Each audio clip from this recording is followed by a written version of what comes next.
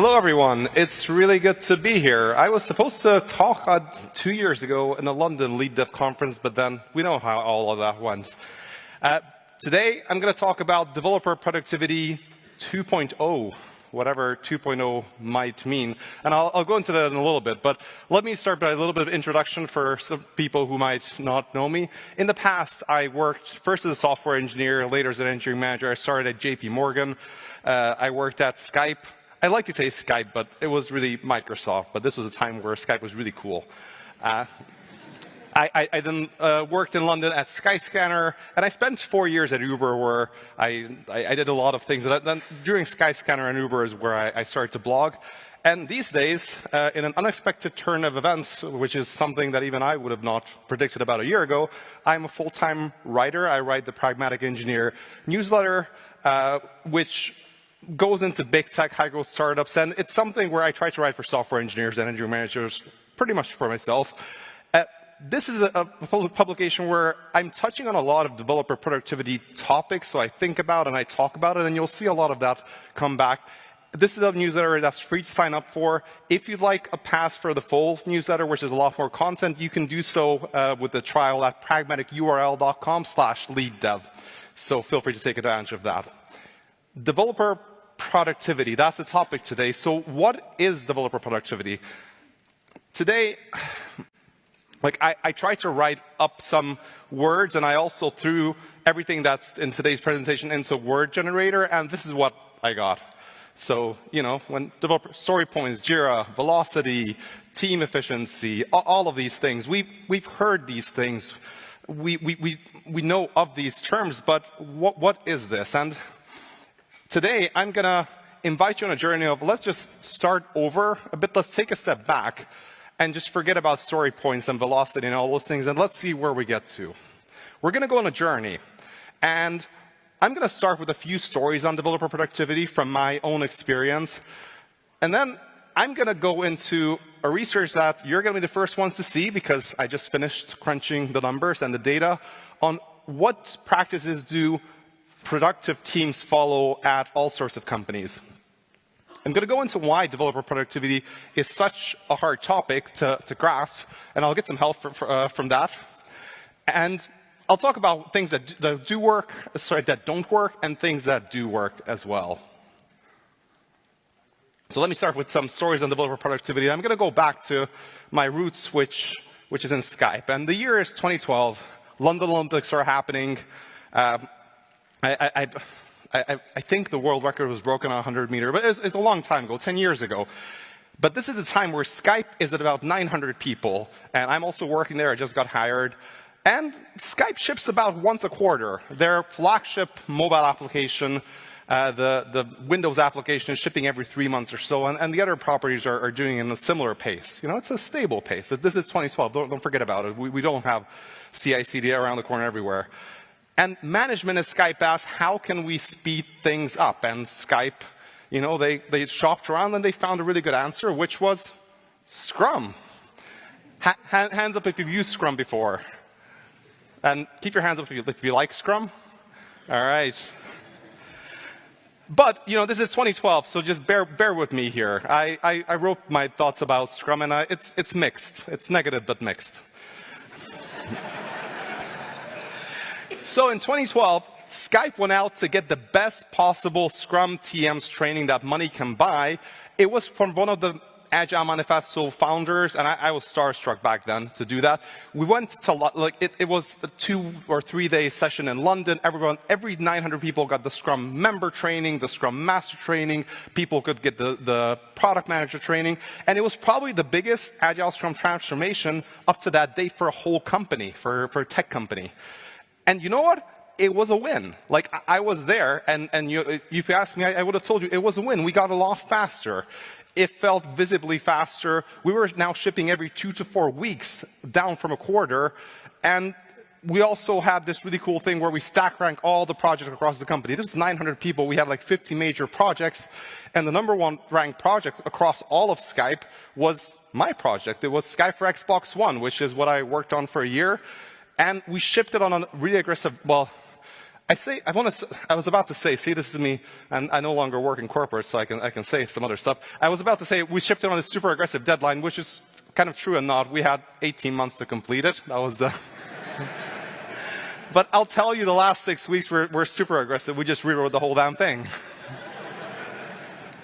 So yeah, it's true.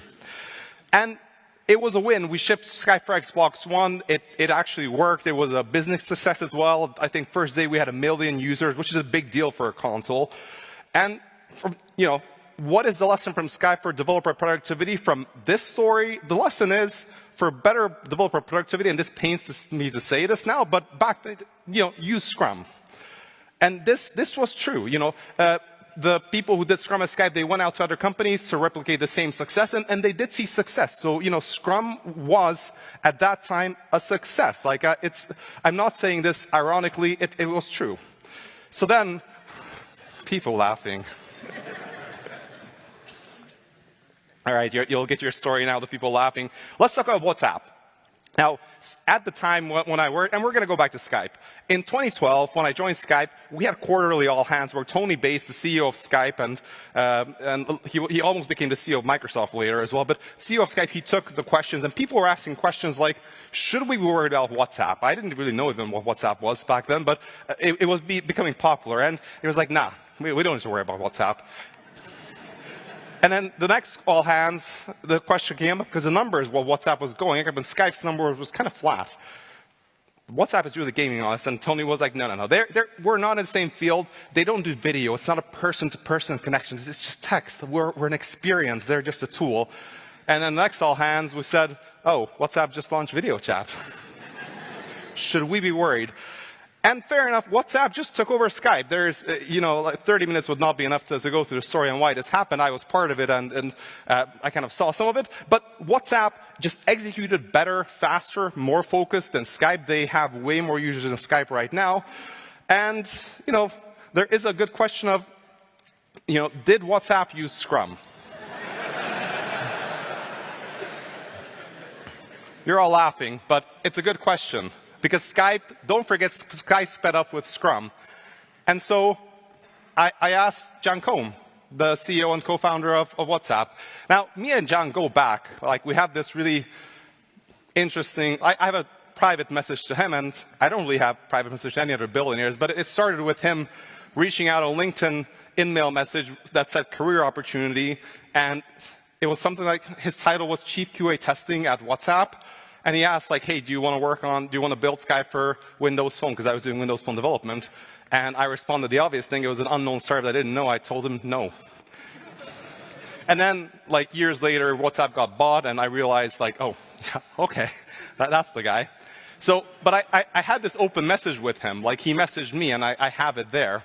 So I sent him a message saying, hey, Jan, like, this was like a year ago. Like, I'm just doing a bit of research. Like, I just want to know, did WhatsApp use Scrum? And, John Combe doesn't really talk with the media at all.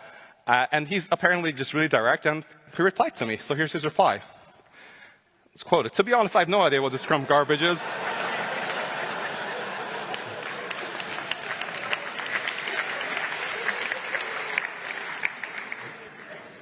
So, lesson from WhatsApp is, you don't need Scrum.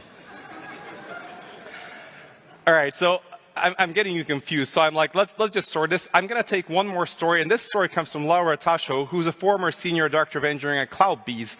And we collaborated. She wrote an article in the Pragmatic Engineers called Measuring Software Engineering Productivity. And she told the story, and by the way, CloudBees is a sponsor here. They have a booth here. I just thought this was absolutely unrelated, by the way. But she helped introduce a tool to measure developer productivity. It was called Git Prime at the time. Now it's called Pluralsight Flow. It's kind of gotten better, but I guess it's roughly the idea is still the same. And in her words, it just was a flop. It was strange how this tool didn't work. And she said that my team felt I didn't trust them, that this data, that it was kind of giving like Git and Jar stats, it just felt that it was weaponized against them. And she was saying how she reflected on this years back. This was years later. And she said, like, I bought into the idea that qualitative data is better than qualitative data, even though my team know what they had to, what slowed them down. And she said that the takeaway that she saw was how the team already knew what was slowing them down. So she sped up the team by talking to them one-on-one and ignoring this specific vendor. And I just want to say this story because I didn't just want to leave with stories with me, but from others as well. And the lesson here was that the tools that measure developer productivity might not always work as you hope. So it's just getting more and more confusing. So because I now have 3 stories. Skype, use Scrum. WhatsApp, don't use Scrum. And in CloudBees, listen to your team over using your vendor. And I was putting together this talk thinking I can tell you something about developer productivity, but right now it's a little confusing. There's just no real connection between all of these things, even though all of those companies were somewhat productive. And you know, WhatsApp was productive to start with. CloudBees is doing great since then, and you know, Skype was doing pretty good as well. So I took a pause. I'm like, all right, we need some more data. And I set out to actually collect a bit higher quality data to get the answer that we need on what is developer productivity and what works for teams. So I sent out a survey about a week ago, and I just finished processing the results, which is why all of you will be seeing these. This is like brand new, no one's seen it before, except for, I guess, me, but I had to. And this is a survey on practices. I asked people about their productive and unproductive practices. It was 17 questions, a really long one, so it was hard to go through it. And people, oh my gosh, they send me so much stuff. I got about 100 pages in Google Sheets or you know, like the Google Docs worth of responses. And these came from mostly engineering managers, software engineers, and PMs. I'll share you the numbers. I asked where they worked at, and they gave me the numbers. These are just some of the companies: Google, Databricks, Cloudera, Proton, Volvo, Bosch. A lot of people, I had the option to not give a name, but they just said how big the company was, what kind of funding. There are startups to large enterprises. And in the end, there were a total of 75 responses. So on one end, you know, not a huge number, but they were all super detailed and very relevant background. 35 engineering managers. Hands up if you're an engineering manager. All right, hands up if you're a software engineer. And then hands up if you're product or design or just none of the above, really. So, all right, I saw a few hands, though. I'm sorry about the jokes that might be coming your way. I mean, it's an engineering management conference. So I asked a few questions, and I'll show you the results. Now, I'm not going to take you through the 100 pages of it. I'm going to try to give a consolidated view. The first one is I asked people, what are the tactics, the small day-to-day things that made your team more efficient? And I'm kind of doing a bit of a word cloud. So the engineering managers kind of, you know, they send me so much stuff. And I'll not only do word clouds, but in this case, this is fine. But, you know, they talked about continuous delivery, which is great. Project management, pair programming is kind of there. Meeting, I guess that's a little interesting.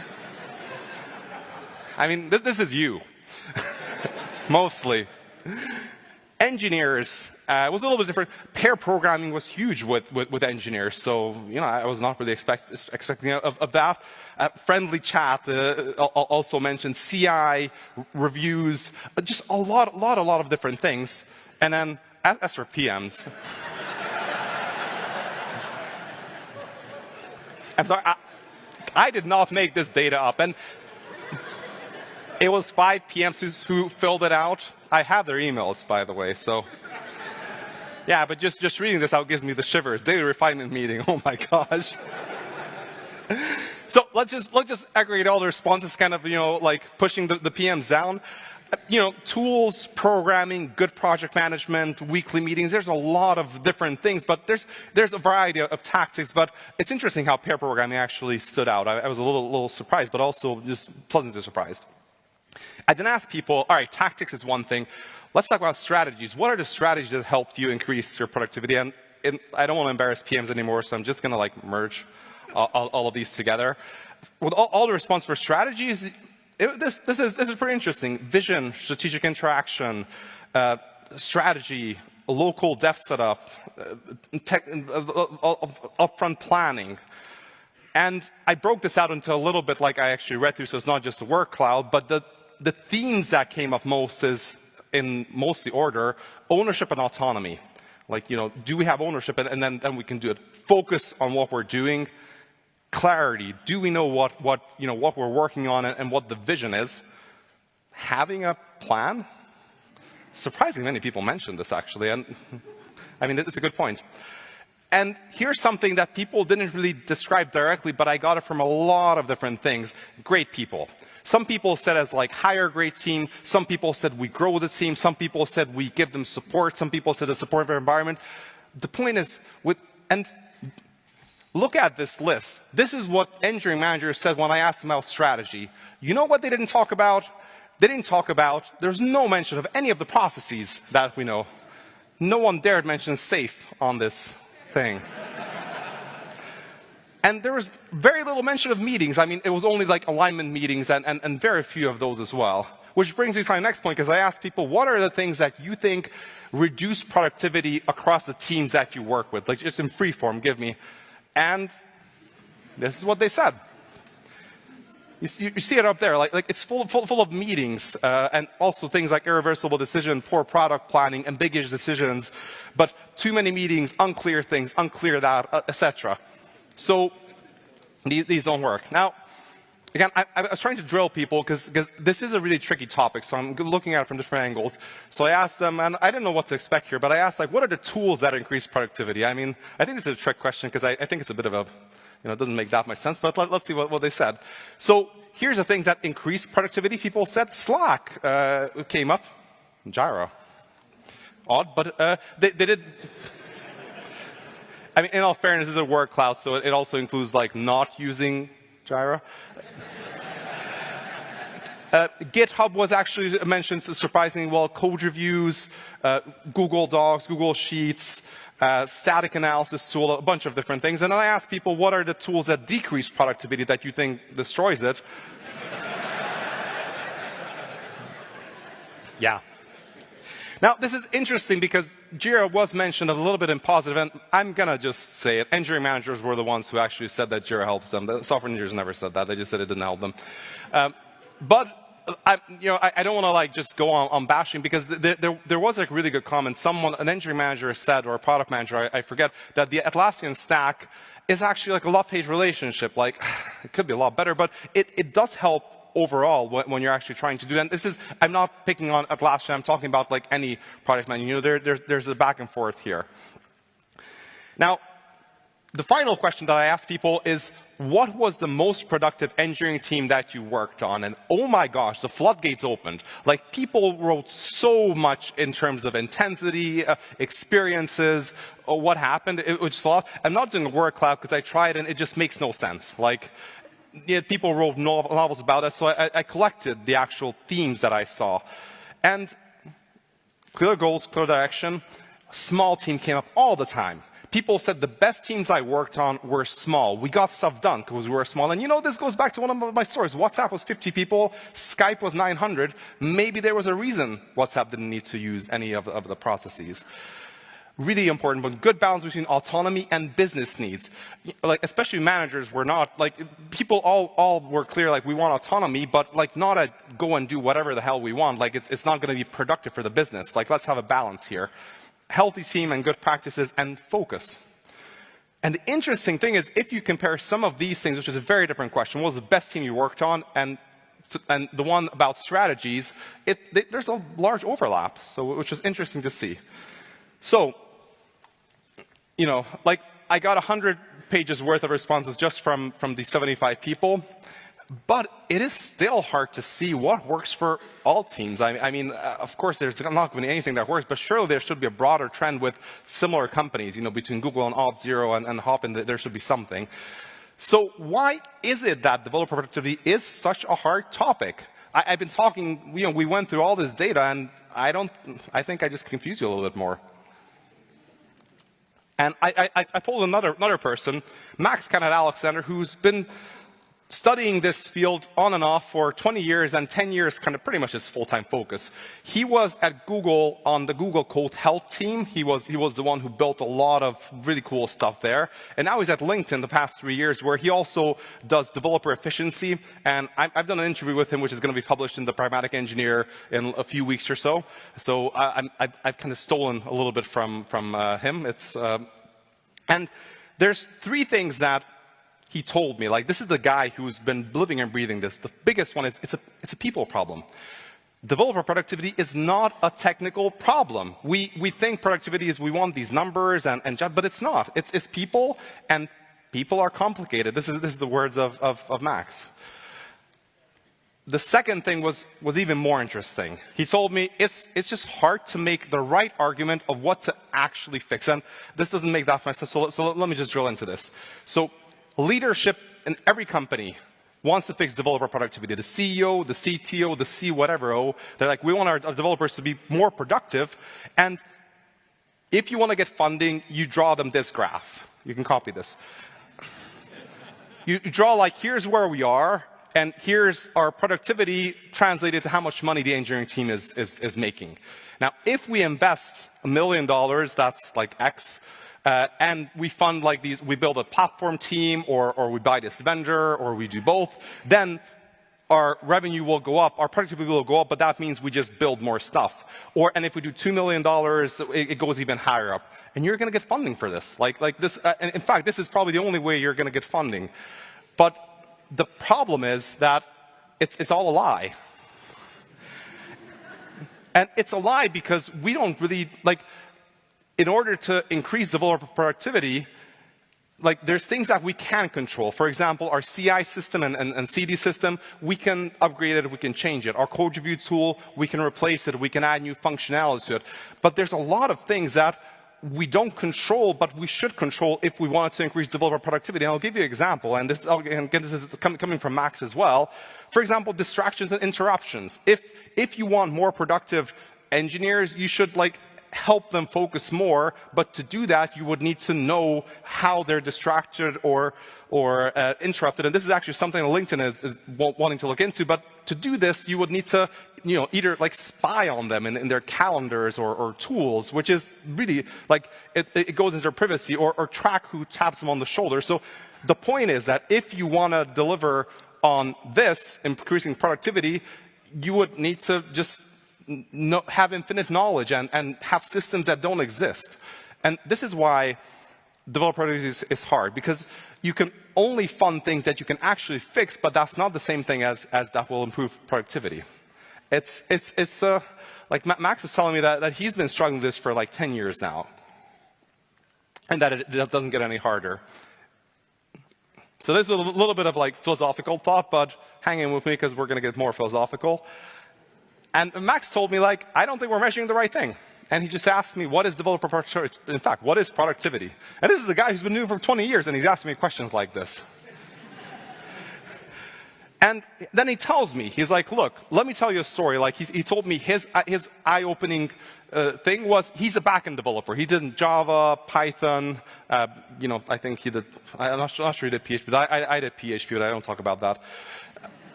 But for example, for a Go engineer or a Python engineer, if you're an engineer, your developer productivity, your kind of workflow looks like, all right, I'm going to write the code, the tests will run either before I commit or maybe I do them locally, and then I'm going to like wait for a long time for a code review, which is going to be like 30 minutes, and boom, I'm on to the next one. This was a good day.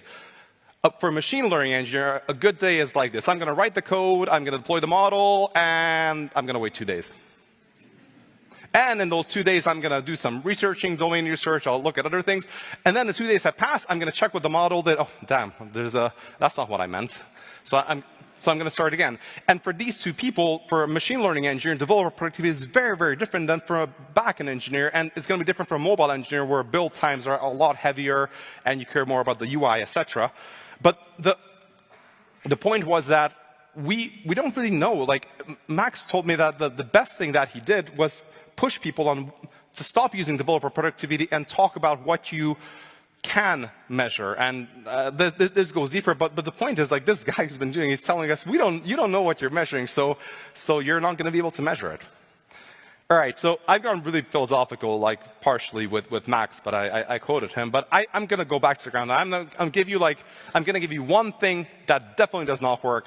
And I'm going to leave you with 7 things that do, and I'll leave it on the list so it's easy to take home as well. So the one thing that doesn't work, and I'm quoting myself here, but the one thing that I'm really a little bit upset/triggered by is how there's so many vendor solutions that do one thing. They just do a fancy UI on top of Git and Jira stats. And then they give you all sorts of statistics about the individuals, about the teams, about, burn downs or how they give them scores, etc. And then they tell you, buy our solution, we'll show you the bottlenecks, we'll show you, what parts are slower, we'll compare, and you can get faster. But this is a lie, because what typically happens when companies buy these solutions is they roll it out, developers see their scores, and then they start to improve it. They do smaller commits, they do more Jira tickets, and nothing changes. Like, it's just busy admin work. And this is the one that doesn't really work. Well, this is not true. It does work. This approach, it makes bad teams a little less bad. It moves them closer to average. But if you've got an average team, this will get in the way of you becoming world-class in terms of executing faster than your competition. And again, like, if you have poor skill set on your team, it could help. Obviously, it's working because these companies are making a living, but it's going to stop you somewhere. So this is, if you want to get to world class, this will not get you there, maybe as a start. So what are things that do work? The number one thing has nothing to do with development, is just focus on value that you create for the business. At Uber, when I was there, we had a bunch of fancy tools. We had platform teams and yada, yada, yada. When people asked me, how productive is your team, I was able to answer every single time because I had a simple spreadsheet or a wiki page where I had one thing. I had all the projects that we had completed the last quarter with their impact, what we're doing this month, and what we're doing the next quarter with business impact. And I could tell, my team, we did this. This is what the business impact was. We generated this much incremental revenue. We reduced build times by this many person years, etc. And I was able to answer this. And if you cannot answer this, it doesn't matter what fancy stats you have, how developer happiness score is. If you're not helping the business, you're doing a poor job. In fact, I'll turn it the other way around. If this is the only thing you're doing, you're probably halfway there. Even if your team is, I don't know, has unhealthy practices, please don't do that. But even if they do, you're in a better spot than if you have a team with super healthy practices but not generating any business value. Number two, that works. Ask your team. The team already knows. They know what is the most frustrating thing. Just ask them. Just talk to them one-on-ones or some other way. The third thing is get qualitative feedback. Qualitative is the opposite of quantitative. Quantitative is when there's scores that people give you. When I ran my survey, I almost had no questions with scores. I just asked long text fields, and that's why I said, oh my gosh, people just exploded. They wrote me so many things. I could have never captured this in a way that is nice in numbers. And that's why in this presentation you didn't see any numbers when I'm talking about developer productivity. It's just all words. And here's the thing, it's hard to do because it's words and because it's people. And one company that does this pretty well, and I'm not saying it necessarily to use them, but there's an approach, if you can actually learn from this, is they're called DX, and they do these developer surveys where they collect how people feel about things, and they're targeted questions, and they compare how they change over time. And this is an approach in general that I think works. Or it could work for the teams that want to be great. This might not work if you're not great to start with. Then, once you've talked to your team, once you have qualitative feedback, just eliminate the biggest time wasters. It could be that code reviews are taking for a long time. It could be that you're blocked on other teams. Again, figure out what that is and try to eliminate that. And this is where the next thing comes. Invest in leverage.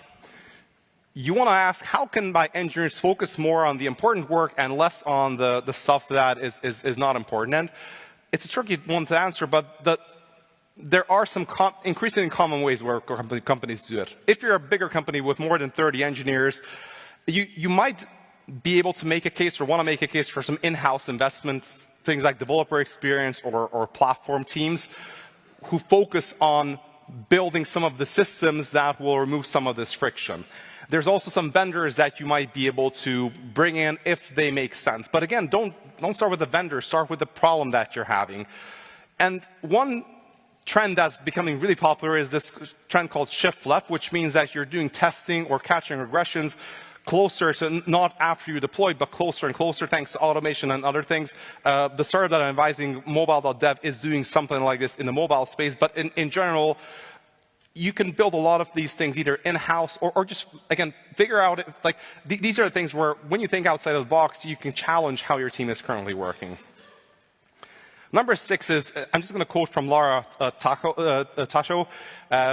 She said, just take your team on a journey with you. You know, don't go out and like get a vendor and bring it in, but you really want to be, success starts before you measure a single thing. And she put it in this way, like, this is her quote, but just, we don't need to talk about those specific vendors, but if you're tempted to like jump on a sales call with any vendor who offers you a dashboard solution, just stop. First, talk to your team and figure out with them, like, do you need a vendor? And again, there are a lot of vendors that are helpful. And finally, the last thing that works is iterate. You need, like, what works today is not going to work if your team is twice as big, or I always usually only use that example, but, you know, if it's a bit smaller later as well. Hopefully it's not going to happen, but now it's a bit of some places it does. But as the team changes, people come and go, things might not work as they do. So just keep improving that one thing at a time, and you'll make continuous progress. So, summarizing the things that work: focus, feedback, qualitative feedback, eliminating the biggest time wasters, investing for leverage, taking the team with you, and iterating. If you do either of these things, I guarantee that you will see developer productivity increase. So thank you very much for your time, and you'll be able to find me outside us after.